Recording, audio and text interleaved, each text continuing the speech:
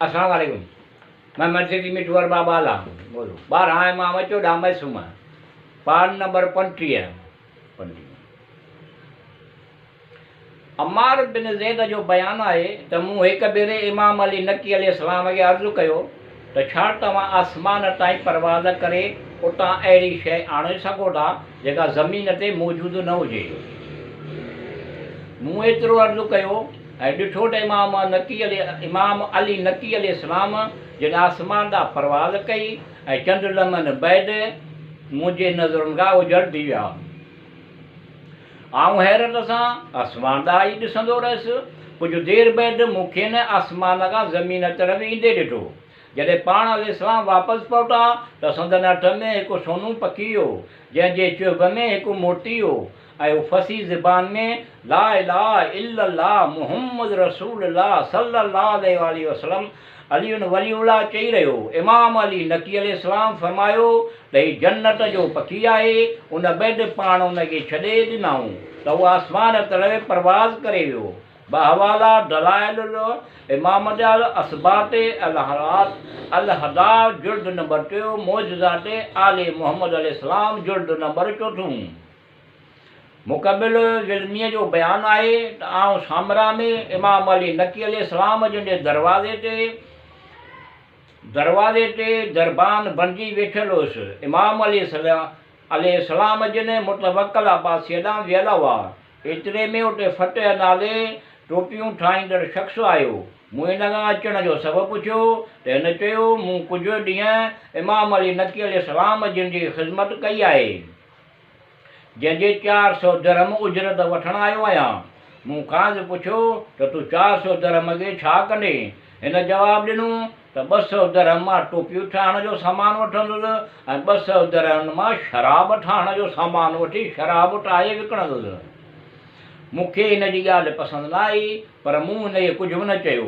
कुझु देरि खां पोइ इमाम अली नकी अलैहिस्सलाम जिन पहुता ऐं मूंखे सदाए 400 दरहम ॾींदे फरमायाऊं त 400 दरहम फतेह मलून जे हवाले करे उनखे चयो त हिन उजरत मां 200 दरहमनि जूं टोपियूं ठाहिण जो सामान वठिजांइ ऐं बाक़ी 200 दरहमनि बाबति जेकी तो सोचियो आहे उन बारे में ख़ुदा ताला खां डिॼंदो रहिजांइ।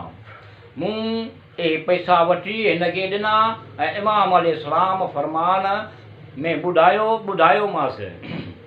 इमाम अलैहिस्सलाम जो फरमान बि ॿुधायोमांसि। इहो ॿुधी हू रुअण लॻो ऐं चयाईं त हाणे आऊं न नशो विकिणंदुसि ऐं न ई ख़ुदि पीअंदुसि। उन करे जो असांजे समूरनि हरकतुनि जे असांजे इमाम अलैहिस्सलाम खे ख़बर पइजी वञे थी।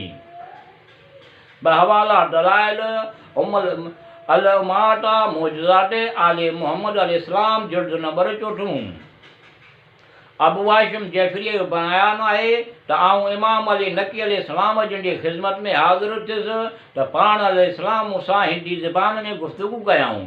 मूं अर्ज़ु कयो हिंदी ज़बान खां वाक़ुफ़ु न आहियां। पाण हिकिड़ो नंढिड़ो पथर खणी वाट में विधाऊं ऐं मूं पोइ कढी मूंखे ॾींदे चुसण लाइ चयाऊं। मूं जीअं ई उन पथर खे चूसियो त मूंखे 73 ज़बान खां वाक़िफ़ियत हासिलु थी वई जिन में हिंदी ज़बान बि शामिलु हुई।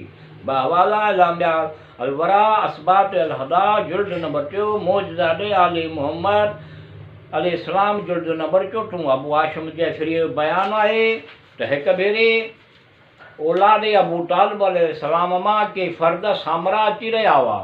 इमाम नकी अलैहिस्सलाम जिन उनजे इस्तक़बाल लाइ शहर खां ॿाहिरि वञी बीठा। आउं बि साणुनि गॾु हुयुसि। महिमान अचण में देरि कई त पाण अलैहिस्सलाम ज़मीन ते वेही रहिया। आउं बि साणुनि गॾु वेही रहियुसि। मूं उन वक़्तु खेनि पंहिंजी तंग दस्तीअ जी शिकायत कई त पाण वारीअ जी मुठ भरे मूंखे ॾींदे फरमायाऊं त हिन मां गुज़र सफ़र कर पर माण्हुनि सां उनजो ज़िक्र न कजांइ। मूं इहा वारीअ जी मुठ थेलीअ में रखी छॾी ऐं घर वापसि पहुची थेलो खोलुमि त उन में ख़ालिद सोन हो। मूं सोनारे खे पंहिंजे घर सॾाए इहो सोन ॾेखारियो त हिन मूंखां पुछियो त तो हीउ सोन किथां ॾो आहे? मूं अहिड़ो ख़ालिद सोन त सॼी ज़िंदगीअ में कोन ॾिठो आहे।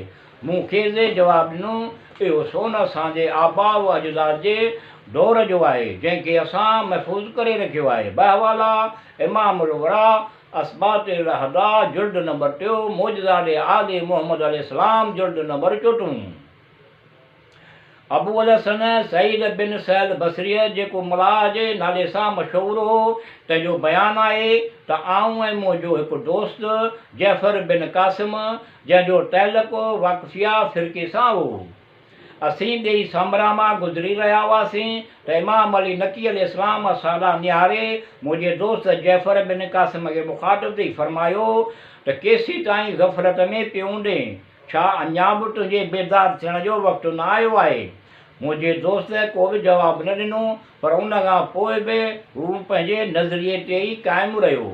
कुझु ॾींहं खां पोइ असीं ख़लीफ़े जे दरबार जे अक़ीक़े वारी दहवत में शरीक हुआसीं त उते इमाम अली नकी अलैहिस्सलाम जिन तशरीफ़ आवर थिया। केनी ॾो ॾिसी सभई अदब ऐं ख़ामोश थी विया। सिर्फ़ु हिकु नौजवान टहिक ॾियण में मशहूरु हो, जेको बैदि में बि टहिक ॾींदो रहियो। इमाम अलैहिस्सलाम खे मुख़ातिब ॾेई फरमायो त तूं ख़ुदा जे ज़िक्र विसारे रुॻो टहिक पियो ॾीं, जॾहिं त तोखे 3 ॾींहंनि खां पोइ क़बर में वञी सुम्हणो आहे। मुंहिंजे दोस्त जैफर बिन कासिम इमाम अली नकी अलैहिस्सलाम जो इहो फरमान ॿुधी चयो, इहा इमामत जी अलामत आहे। अगरि संदन फरमान सचो साबित थियो त आउं संदसि इमामत खे तस्लीम करे वठंदुसि। ॿिए ॾींहुं इहो नौजवान बीमार थियो, 3 ॾींहं गुज़ारे वियो, उन ई ॾींहुं खेसि दफ़नायो वियो। इहो ॾिसी मुंहिंजे दोस्त पंहिंजो अक़ीदो दुरुस्त करे छॾियो। बावाला अलामाल वरी असबात अल हदा जुल्द नंबर 2 मोजज़ात आले मोहम्मद अलैहिस्सलाम जुल्द नंबर 4। मोहम्मद बिन सलमान ज़ाहिरीअ जो बयानु आहे त इमाम अली नकी अलैहिस्सलाम जिन हज जे अदायगीअ खां पोइ मदीने मुनव्वरा ॾांहुं वापसि अची रहिया हुआ त रस्ते में हिकु ख़रासानी पंहिंजे मुअल गॾ जे भरिसां वेही रोई रहियो हो। कंहिं इमाम अलैहिस्सलाम खे अर्ज़ु कयो त ख़रासानी तव्हां अहल बैत अलैहिस्सलाम जो मुहिब आहे। पाण अलैहिस्सलाम सुवारीअ तां लही गॾ जे वेझो विया ऐं गॾ खे ठोॾो वणी फरमायूं, उथी अलाह जे हुकुम सां। गॾु फ़ौरन जे रोटी उथी बीठो ऐं ख़ुरासानी उन ते सामान रखी सुवार थी रवानो थी वियो। बहवालाए उयून मोजज़ात बहार अनवार जुल्द नंबर 50 मोजज़ात आले मोहम्मद अलैहिस्सलाम जुल्द नंबर 4। मुतवक्किल अब्बासी पंहिंजे क़त्ल थियण खां 3 ॾींहं अॻु ईद फित्र जे ॾींहुं इहो शाही फरमान जारी कयो त ईद जे ॾींहुं समूरा बनी हाशिम संदसि सुवारीअ जे अॻियां पैदल हलंदा। शाही हुकुम सबबि समूरा बनी हाशिम मजबूर थी हिन जे सुवारीअ जे अॻियां हलण लॻा, जिन में इमाम अली नकी अलैहिस्सलाम जिन बि शामिलु हुआ। बनी हाशिम जे कुझु माण्हुनि इमाम अलैहिस्सलाम खे अची चयो त छा दुनिया में को हिकिड़ो बि अहिड़ो माण्हू न आहे जंहिंजी दुआ खे क़बूल करे ख़ुदा ताला असांखे हिन ज़ालिम खां निजात अता फरमाए। इमाम अलैहिस्सलाम फरमायो, दुनिया में हिकु अहिड़ो शख़्स मौजूदु आहे जंहिंजो वधियल नुंहुं बि ख़ुदा ताला जे वेझो हज़रत सालिह अलैहिस्सलाम जी उथणीअ खां वधीक मोहतरम आहे। जॾहिं हज़रत सालिह अलैहिस्सलाम जी उथणीअ खे ॿिए कयो वियो त उन जे बचे ख़ुदा ताला जे आॾो फ़रियाद कई हुई। ख़ुदा ताला क़ौमे समूद खे तबाह करण जो इरादो कंदे फरमायो त तव्हीं पंहिंजे घरनि में 3 ॾींहंनि ताईं ऐश ऐं आराम करे वठो, हिन वाइदे खे झुटलाए नथो सघिजे। सूरत हूद आयत 65। इमाम अली नकी अलैहिस्सलाम जिन जो उन फरमान जे 3 ॾींहं मुतवक्किल अब्बासीअ खे क़त्ल कयो वियो। बहवालाए उयून अल मोजज़ात आले मोहम्मद अलैहिस्सलाम जुल्द नंबर 4। मुतवक्किल ॻाल्हाईंदड़ औरतुनि जो वॾो शाइक़ हो। हिकु ॾींहुं हिन शराब पीअण खां पोइ हिकु अहिड़ी ॻाईंदड़ औरत खे तलब कयो जंहिंसां हू वधीक मानूस हो। दरबानियुनि अर्ज़ु कयो त ॿियूं केतिरियूं औरतूं मौजूदु आहिनि, तव्हां उन्हनि मां दिलि विंदरायो। पर मुतवक्किल उन औरत खे हाज़िर करण ते बज़िद रहियो। कुझु देरि सां इहा औरत दरबार में पहुती। मुतवक्किल हिन खां पुछियो त तूं कुझु ॾींहं खां मुसलसिल ग़ाइबु आहीं, केॾांहुं वई हुईं?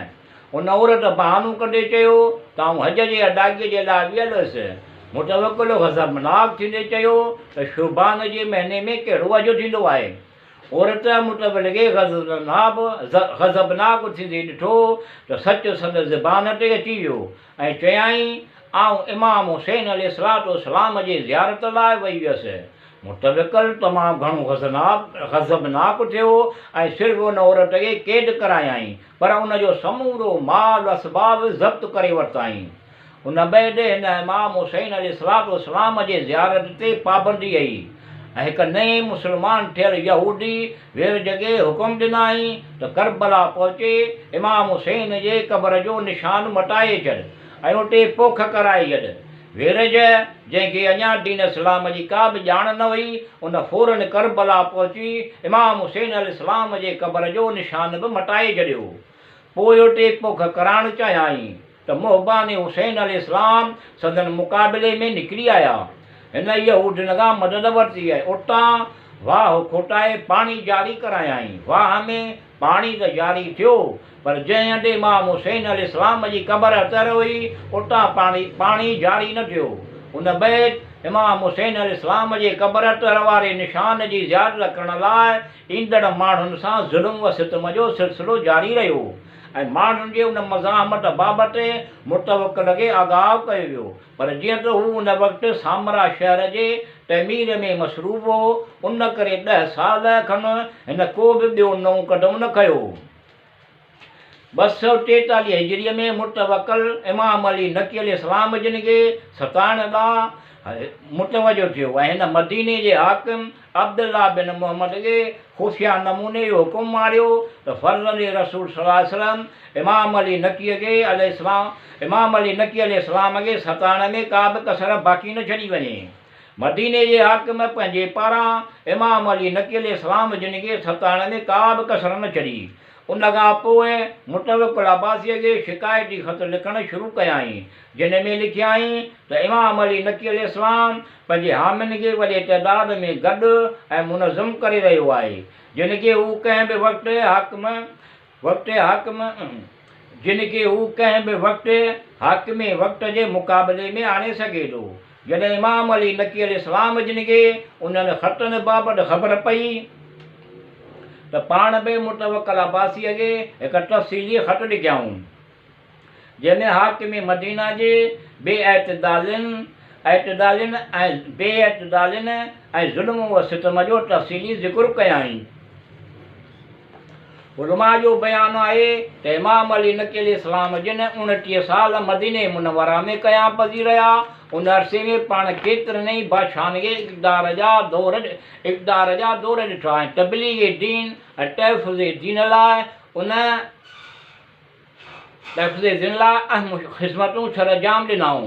पाण लाइ तइदाद मुअजिज़नि जा धणी हुआ। संदन ख़त मां मिलण बैदि मुतवक्किल अब्बासी ज़ाहिरी तरह इमाम अली नकी अलैहिस्सलाम सां मुज़ूल करे उन जी जाइ ते अली नकीअ सां हमदर्दी ज़ाहिर कंदे हाकिम मदीना अब्दुल्ला बिन मुहम्मद खे मुज़ूल करे उन जी जाइ ते मुहम्मद बिन फज़ल खे मुक़ररु कयो ऐं इमाम अली नकी अलैहिस्सलाम खे ख़त जे जवाब में लिखियो त तव्हां दारुल सुल्तनत सामरा हलिया अचो। ख़त जे कुझु अरसे खां पोइ मुतवक्किल अब्बासी यहया बिन हरतमला खे 300 सिपाहियुनि जो लश्कर ॾेई मदीने आणियो, जेको जबरी तौर इमाम अली नकी अलैहिस्सलाम जिन खे सामरा वठी आयो। मुतवक्किल अब्बासी जीअं त इमाम जो शान घटाइणु चाहींदो हो, उन करे हिन हुकुम ॾिनो त इमाम अली नकीअ अलैहिस्सलाम खे उन इलाइक़े में तरसायो वञे जेको फ़क़ीरनि जे क़याम लाइ मक़सूल आहे।